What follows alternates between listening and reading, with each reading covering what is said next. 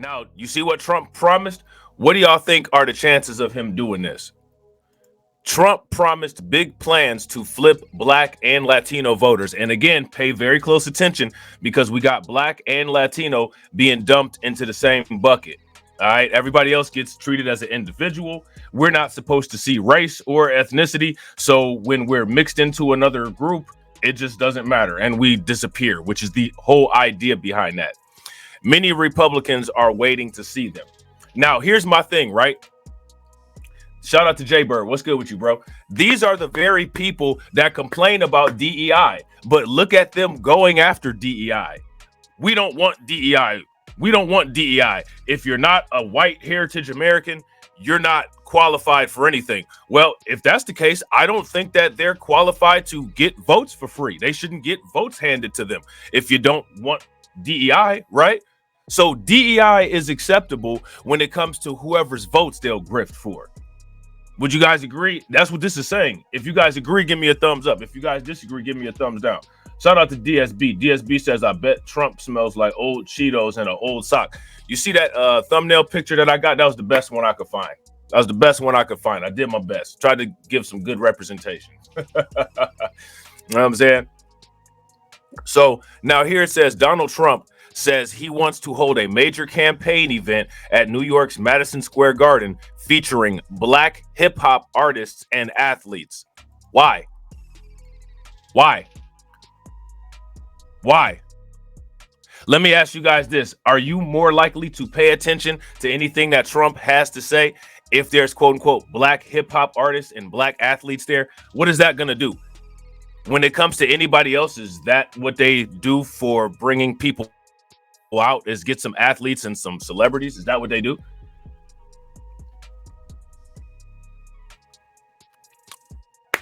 Apparently, according to Trump, right? And Trump gets this information from his think tanks. All you got to do is just bring some athletes. All you got to do is just bring some actors. All you got to do is just bring some rappers. You got the Black vote. That's just it. Now, here's my thing, right? This goes directly into the stereotypes, right? So again, as much as they sit there and say that they make these studies, they need these studies, they don't need any kind of studies. They know exactly who they plan to target and why they plan to target them.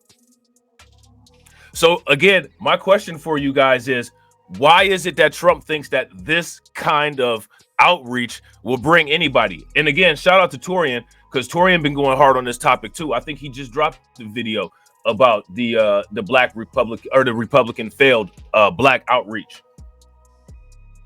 So what I find fascinating is that the very people who claim that racism doesn't exist can't communicate to try to get other people politically involved without using racist tropes.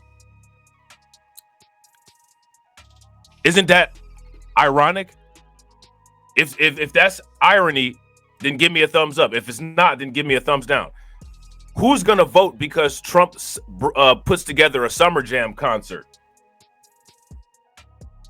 His audience, and his think tanks are speaking directly towards what they see Black people as with this. And so my question is, what should Black people do with this, right? That's the title of the stream. Democrats and Republicans campaign to stereotypes and not needs. Let's deal with them. Here's my question. What need does bringing a rapper or an athlete to a rally do? What need does that fill? What need does that fix? What need does that address? So if you're going to bring a whole bunch of people that literally don't have anything to do with anything that we need, why should we listen? Why should we listen? The Democrats and the Republicans both just want to speak the idea of a uninvolved, no voice having, low IQ Black person into existence. And what I advise everybody to do is to reject it. Reject it. You know what I'm saying? His aides speak of making appearances in Chicago, Detroit, and Atlanta, all right, with quote unquote leaders of color and realigning American politics by flipping Democratic constituencies. Now, again, here's the thing, right? People have long said no tangibles, no vote. But now you got people in Chicago sitting up there saying, well, we're going to flip Chicago red. I get it and I understand it as a strategy, but here's my question. What's the benefit? What's the tangible that anybody's getting out of flipping a constituency on behalf of Republicans who don't want you anyway because they've already spoken and said that they don't accept DEI? If they don't accept DEI, they don't accept you. So what you can expect is, after these pictures that they put up of all these black pilots, all these black scientists, the next thing that they're going to do is they're going to start posting pictures like this on Twitter and say, this is what MAGA looks like. We don't want this for MAGA. This isn't America great again. Because the time period that this would be of making America great again, this kind of hug would be illegal for this woman, right? Would you guys agree? So this can't possibly be making America great again. Would you guys agree? So we have to give these people what they want in order to harm their efforts. Okay? Everything should be taken terminally literal. Unless they come with something at the table. You know what I'm saying? I think it's fascinating, all this dating content and all this nonsense that people put online. You know, it's fun and it's cool, but like the thing about it, like I've always said in my old videos where I criticized or agreed with certain things about the red pill, I don't understand why people don't take some of this stuff and put it into their life. As much as people are having these conversations about men and women bringing stuff to the table, why is there not conversations about what politicians are bringing to the table? Because as far as I'm concerned, when it comes to the Democrats and Republicans, they're bringing balloons full of nothing and stereotypes. And who wants or needs that? That's my question. Let me know what you guys think. You know what I'm saying? But 5 months before the first general election votes are cast, the former president's campaign has little apparent organization to show for its ambitious plans. The Trump campaign removed its point person for coalition and hasn't announced a replacement. And now the thing is that they don't expect anything. They don't expect any demands. The only thing that they expect is just for you to hope and pray and think that you're going to get something better. Shout out to Unsunken One. But I think that there should be specific demands. There should be specific demands that people have. And if those demands are not met, well, then they don't get met with a vote. The Republican Party's minority outreach offices across the country have been shuttered and replaced by businesses that include a check cashing store and an ice cream shop and a sex toy store. So that shows you how much they care, quote unquote. And remember, they're talking about minority. So when they talk about minority, this isn't even something specific to black people.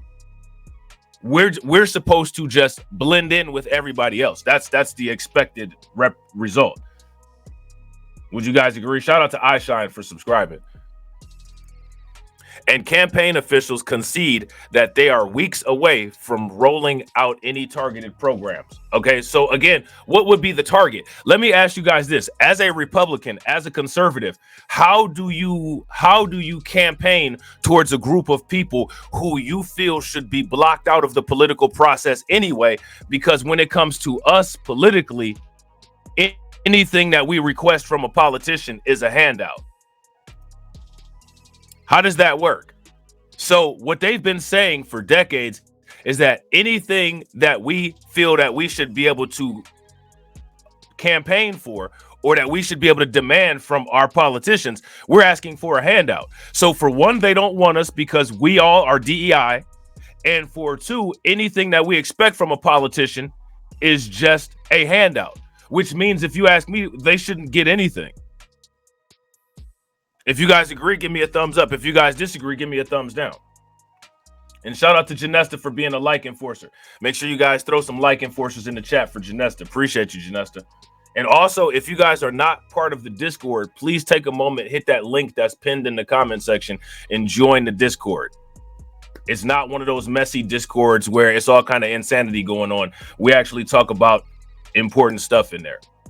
Now, we ain't out here changing the world, maybe one day, but we have a good time in there talking about interesting stuff. And it's one of those places where you don't have to be afraid to disagree with people. You know what I'm saying?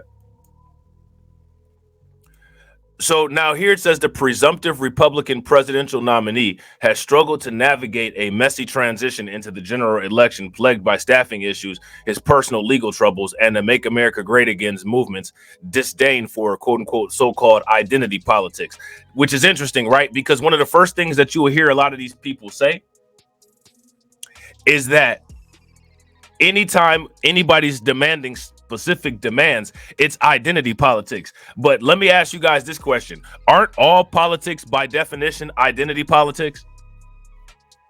Shout out to Torian. What's good with it, bro? Aren't all politics by definition identity politics? Shout out to Janesta Coleman. Janesta Coleman said, I'm in the Discord and it's so confusing. I'm gonna shout out everybody, throw some flames and some radiation emoji in the chat for Janesta. Janesta, you do a great job in the Discord. We appreciate you in there. We appreciate you, Janesta. You do a great job in the Discord. Shout out to Johnny Gibbs and shout out to Vega. What's good with y'all? There are signs of frustration on the ground where Republicans believe Trump has a real opportunity to shift the election by cutting into President Joe Biden's advantages with quote unquote voters of color. So again, let me ask you guys this question.